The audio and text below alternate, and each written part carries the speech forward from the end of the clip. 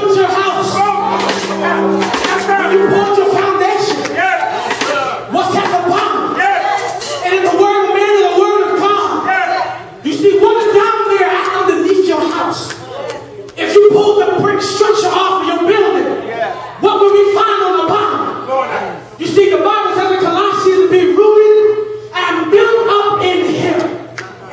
You see, so it's not just the foundation, but guess what? When we're built in Him, it's not that we don't go through trials. It's not that we don't go through tribulations, but because first we're built on Him. Then the second part to a structure of a house is the beams on the side. You don't just stick them in the ground. You bury them deep. You make sure you drive that thing down in the ground.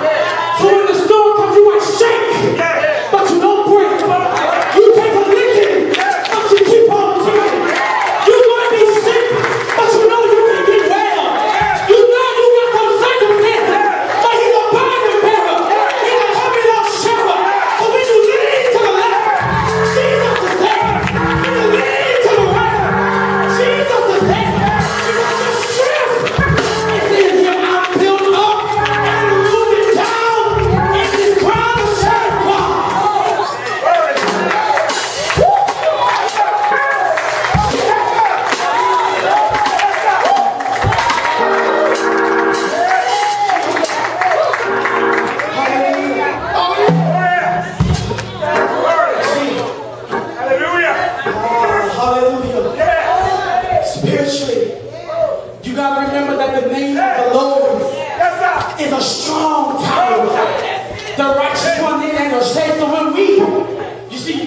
We all had this example yesterday. You see, we were walking around and there was lightning. And so what happened when rain comes? You run to a house. All right. You run because you need to be saved. I want to get my head wet. But I got to run to a house.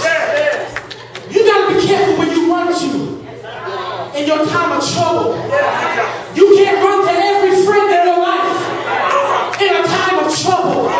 You can't call on every best friend in a time of trouble. You can't even call every family member in the time of trouble. But the name of the Lord is a strong tower. All you have to do is call Him and run into the tower. And you will save.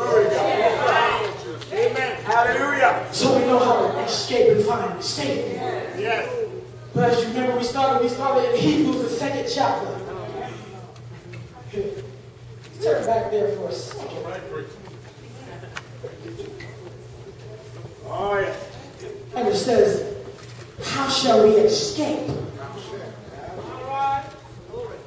How shall we escape? Yes, sir. Some of us run from God, thinking we can find a way to escape. God's been calling some of us for many, many years. You see, Jeremiah said He knew you when He first formed you in the womb. Yes, sir. And what God called you to be was called in the womb. But many of us live life running from the predestined call. And in that running, I learned nothing that's good is done by rushing. Say it, sir. To make a quality meal, you must take time to make that meal. Yes, sir. So some of us build houses trying to run from God and don't realize it's on the wrong foundation. I got. We got businesses, houses, and cars. Married with children, graduated from college, and all of that, all the while your house is on shifting sand. Because you've been running, trying to escape. You've been running, trying to see how you can get away from the Spirit. If the Spirit moves the church, you leave. When they give altar call, you don't stay there, you leave. Because you're trying to escape. When the choir sings and the Spirit moves, you sit down uncomfortably, trying to escape. escape. There's no hiding place in God. If he's to be omnipresent, that means he's everywhere. God knows your name. God knows your hour. You can't run from God. Thank you, Jesus. But you got to be like Joshua. You got to choose you this day. Whom you going to serve. Oh, yes. Choose this day. You see, we always live life with choices. This or that, here or there, heaven or hell. Choose you this day whom you will serve. And I love Joshua because Joshua decided to ask for me and my house. We're going to serve the Lord. Everyone that's the head of the household, stand up real quick. If you're the head of a household, male or female,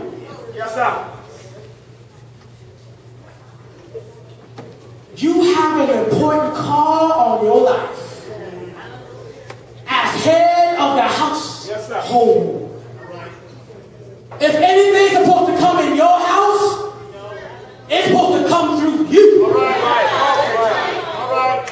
Anything that happens in your house that must come when they knock on the door, you are the one that give them permission to come in.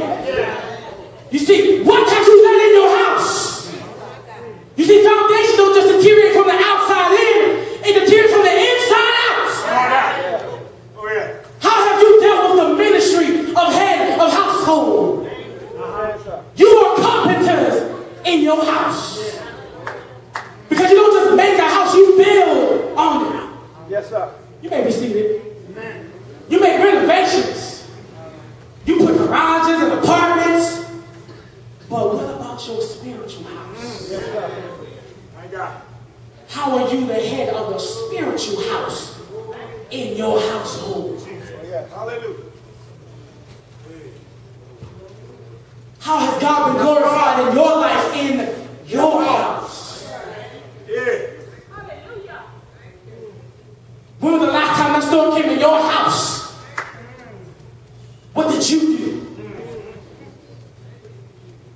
I'm old school, forgive me. I believe in family prayer. I believe in all that good stuff. Because it starts home. Yes, sir. Yes, sir. Jesus. Yes, sir. That's why I say train up a child in the way they should go to when they depart. When they leave, they won't forget it. That's right. That's right. Even if your child goes wayward, that's what they know someday. That's right. Because you were the head of your house. Yeah. Amen. And I said it to bring this one point. Even if there is something in your house, sometimes we have to be like Joshua and march around the walls. Joshua didn't just jump in and attack. He walked and prayed. He followed God and prayed. All the stuff in the city. Because there was a call on that house. And what happened on the seventh day? He didn't fight to bring the wall down. All he did was shout. And the walls came tumbling down. All he did was lift up praise. And the walls came down. When we get to the walls of our life, all we have to do is praise. Walk first, prayerfully. But when he says shout, shout. You see, but while they were praying, God was building them up. All right now. See, I learned something about waiting on the Lord. The Bible says they that wait on the Lord shall renew their strength. They shall mount up on wings like an eagle. They shall run and not be weary. They shall walk and not faint. And then they shouted and took the city. You have a choice to shout and take your city. In your house, in your church, in your community. But after you take it, be like Nehemiah and rebuild. Yeah. All right. Yes, sir. Take down. Check your foundation. Yeah. Make sure there's no cracks in it. Come on, sir. And rebuild. Yeah. Just because your house is strong today doesn't mean you can't make a decision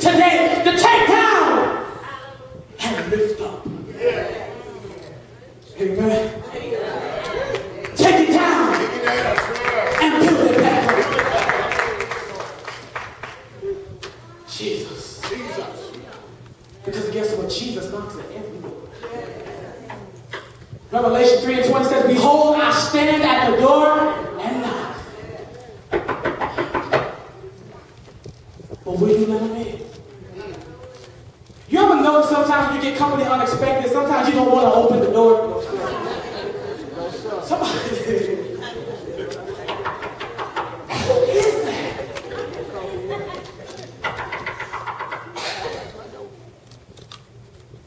Now, some of us, I'm going to come in somebody's house. Some of us can't open the door because we have to scurry around, put things back in order. Before you let them in, sometimes you just don't let them in. What have you been doing when Jesus has been knocking? Amen.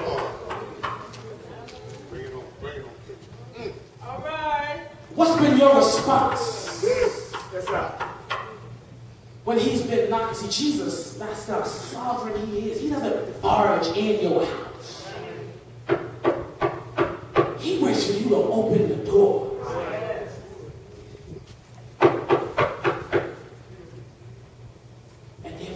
We have that counter. Some of us just ignore it. Because we know maybe one day he'll knock again. You got to be careful with life. Because there might be a day that he does not knock. Amen. Amen. There might be a storm you go through where you wish that he would be a healer. Yeah. Oh, yeah. And you wish you could hear that knock at the door, but he's there. But for those that have to let him in, guess what? We have a hope. Because there's one more house that we have. And I'm going to angle this turn back over for an altar call. There's a house in heaven. How many of you have a house in heaven? Glory to God. Glory to God. That's wrong. How strong is your house? You see, there's a house after here.